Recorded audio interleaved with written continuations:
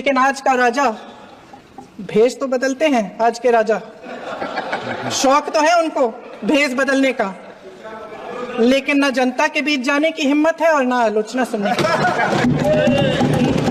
एक कहानी होती थी अध्यक्ष महोदय, शायद बचपन में आपने भी सुनी होगी। राजा भेष बदलकर बाजार में आलोचना सुनने जाता था। ये सुनने जाता था कि प्रजा मेरे बारे में क्या कह रही है, मैं सही रास्ते पे चल रहा हूं कि नहीं।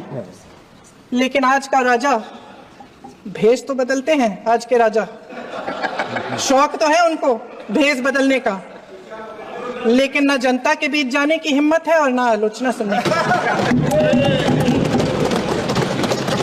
महोदय, मैं तो सदन में नहीं हूं।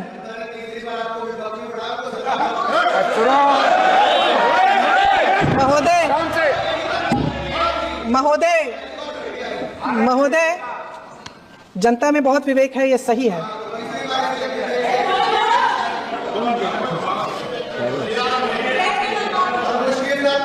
अच्छा महोदय, मैं सदन में नहीं हूँ, कुछ हाँ ठीक है, मैं सदन में नहीं हूँ, मात्र 15 दिनों से आ रही हूँ। लेकिन मुझे ताज्जुब होता है कि इन 15 दिनों में इतनी बड़े इश्यूज हैं, इतनी बड़ी बातें हैं, प्रधानमंत्री जी मात्र एक दिन के लिए, शायद 10 मिनट के लिए दिखे हैं सब। बात यह है अध्यक्ष महोदय जी कि ये देश भय से नहीं, साहस और संघर्ष से बना है। इसको बनाने वाले देश के किसान, जवान, देश के करोड़ों मजदूर और गरीब जनता है। संविधान इनको साहस देता है। मेहनती मिडिल क्लास है।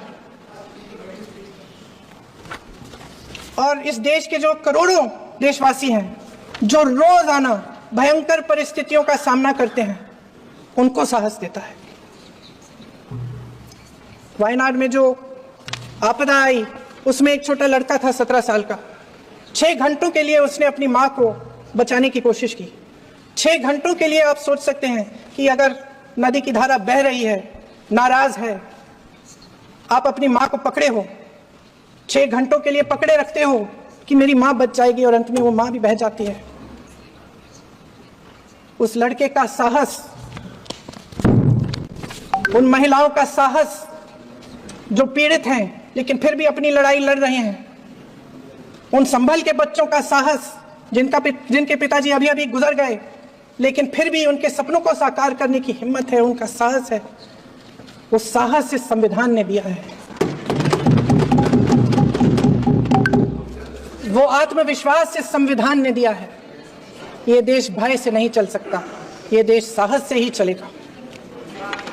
भय की भी सीमा होती है, और जब वो सीमा पार हो जाती है, जब किसी को इतना दबाया जाता है कि उसको लगने लगता है कि अब मेरे पास खोने के लिए कुछ नहीं है, तब उसमें एक ऐसी शक्ति पैदा होती है जिसके सामने कोई कायर खड़ा नहीं हो सकता। ये देश कायरों के हाथों में ज्यादा देर तक कभी नहीं रहा है।